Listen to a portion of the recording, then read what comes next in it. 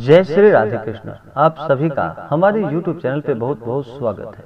आइए आज सुनते हैं छठ पूजा की कथा। सबसे पहले तो आप सभी भक्तों को छठ पूजा की ढेर सारी शुभकामनाएं। आप सभी भक्तों के ऊपर षष्ठी देवी और भगवान सूर्य देव का कृपा सदैव बना रहे। सभी सदा स्वस्थ रहें, खुशहाल रहें। आप सभी भक्तों के ऊपर छठी माता और भगवान सूर्य देव सदैव अपना कृपा बनाए रखें। छठ का व्रत वर्ष में 2 बार मनाया जाता है, जो कि एक चैत्र माह में और दूसरा कार्तिक माह में। चैत्र माह में पड़ने वाले को चैती छठ के नाम से जाना जाता है और कार्तिक माह में पड़ने वाले को कार्तिकी छठ के नाम से जाना जाता है। इस दिन भगवान सूर्य देव और षष्ठी देवी का पूजन किया जाता है। छठ का व्रत यह 4 दिनों तक लगातार इस व्रत को रखा जाता है। यह व्रत बड़ा ही कठिन माना गया है। इस व्रत में कार्तिक माह के शुक्ल पक्ष चतुर्थी तिथि से लेकर के सप्तमी तिथि तक इस व्रत को रखा जाता है। चतुर्थी तिथि को नहाय खाए का व्रत किया जाता है। पंचमी तिथि को खरना का व्रत किया जाता है और खरना होने के बाद उसके बाद फिर निर्जला ही इस व्रत को रखा जाता है। उसके बाद रात्रि में उपवास रहा जाता है। अगले दिन जाकर के षष्ठी तिथि को दिन भर व्रत और उपवास रहा जाता है और संध्या में षष्ठी तिथि को भगवान सूर्य देव को अर्घ्य दिया जाता है। छठी माता का पूजन किया जाता है और फिर सप्तमी तिथि को जाकर के सुबह का अर्घ्य देते हुए छठ माता का पूजन करते हुए उसके बाद फिर इस व्रत को पूर्ण किया जाता है।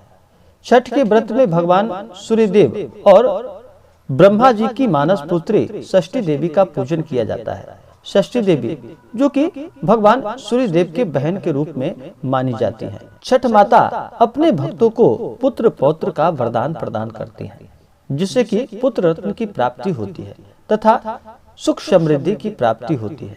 छठ का व्रत पूरे भारत वर्ष में बड़े ही धूमधाम के साथ और हर्ष उल्लास के साथ मनाया जाता है।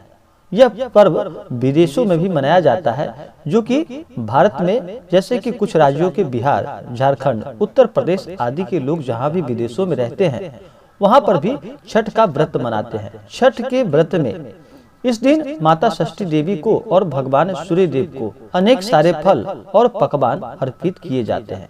फल जैसे कि केला, संतरा, नींबू, ईख जो कि पत्ते वाला होता है, ईख चढ़ाया जाता है। उसके बाद नारियल आदि चढ़ाया जाता है। अनेक प्रकार के अपने श्रद्धा और सामर्थ्य के अनुसार फल अर्पित किए जाते हैं और पकवान जैसे कि सबसे ज्यादा विशेष महत्व ठेकुआ का होता है, तो ठेकुआ चढ़ाया जाता है और इसके साथ भी अपने सामर्थ्य के अनुसार शुद्ध और सात्विक पकवान बनाए जाते हैं और षष्ठी देवी भगवान सूर्य देव को डाला में रख करके, सूप में रख करके फिर चढ़ाया जाता है। षष्ठी तिथि के दिन और सप्तमी तिथि के दिन लोग गंगा में जाकर के, पोखर में जाकर के या घर के आंगन में ही एक गड्ढा खोद करके उसको अच्छे से वहां पे जल भरा जाता है और उस जल में कमर भर खड़े रह करके कुछ देर तक भगवान से प्रार्थना करने पर सबसे पहला दिन षष्ठी तिथि को तो डूबते हुए सूर्य को अर्घ्य दिया जाता है और सप्तमी तिथि के दिन उगते हुए सूर्य को अर्घ्य दिया जाता है। पूरे विधि विधान के साथ पूजन किया जाता है। यह व्रत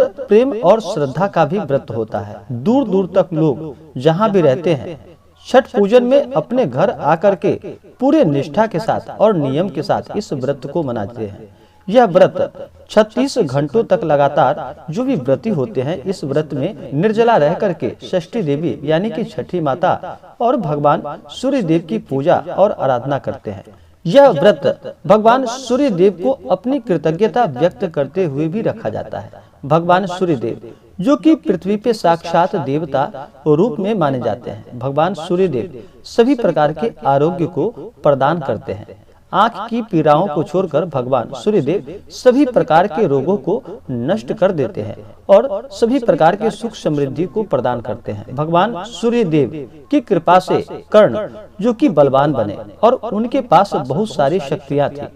यह भगवान सूर्य देव का ही देन था। सुनते हैं छठ पर्व से जुड़ी हुई पौराणिक कहानियां। अगर आप हमें छठ पूजा की कथा के लिए ब्राह्मण दक्षिणा अपने श्रद्धा और सामर्थ्य के अनुसार देना चाहते हो तो हमें डिस्क्रिप्शन में जा करके वहां से गूगल पे, फोन पे या अकाउंट नंबर के माध्यम से आप हमें ब्राह्मण दक्षिणा प्रदान कर सकते हैं। तो आइए सुनते हैं छठ पूजा की कथा।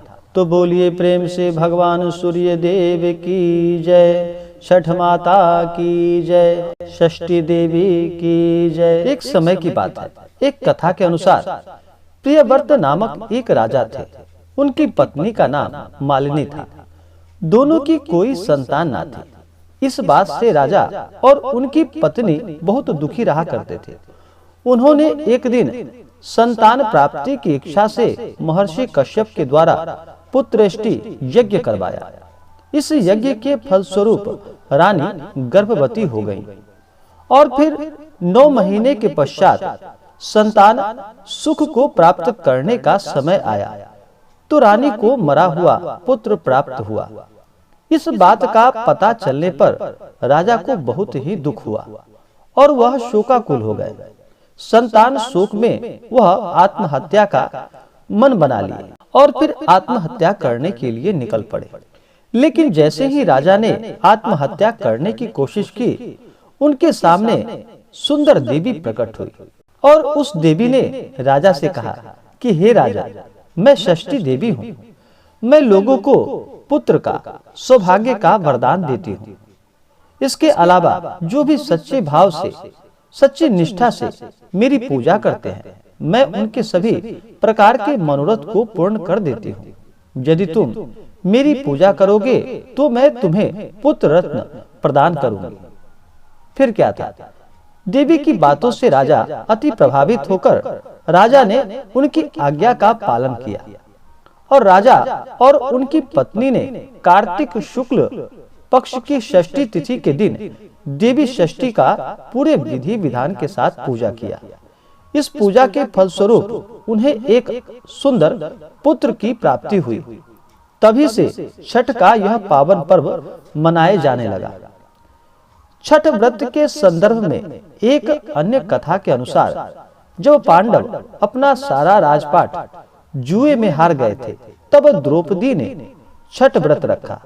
इस व्रत के प्रभाव से उनकी मनोकामनाएं भी पूर्ण हुई तथा पांडवों को फिर से राजपाट की प्राप्ति हो सकी। तो बोलिए प्रेम से षष्ठी देवी की जय, छठ माता की जय, भगवान सूर्य देव की जय। छठ के व्रत में कुछ नियमों का पालन करना चाहिए। छठ के व्रत में इस व्रत के दौरान किसी के ऊपर क्रोध नहीं करना चाहिए। शुद्ध और सात्विकता का पालन करना चाहिए। अपने मन में किसी के प्रति ईर्ष्या या द्वेष का भाव नहीं लाना चाहिए। सदा ही धर्म कर्म का कार्य करते हुए भगवान नाम का सच्ची श्रद्धा के साथ स्मरण करना चाहिए, पूजन करना चाहिए। इस दिन छठ के व्रत में चाहिए कि जितने भी घर परिवार के सदस्य होते हैं, इस दिन जहाँ पे छठ का व्रत होता है वहाँ पे चारों तरफ अच्छे से साफ सफाई का ध्यान रखना चाहिए और अच्छे से साफ सफाई करके फिर नियम और निष्ठा के साथ पूजन में सभी परिवार सम्मिलित होकर के षष्ठी देवी और भगवान सूर्य देव को अवश्य ही नमस्कार करना चाहिए और कथा श्रवण करना चाहिए। इससे पुण्य फलों की प्राप्ति होती है। तो आशा करता हूँ कि यह जानकारी आपको अच्छा लगा हो।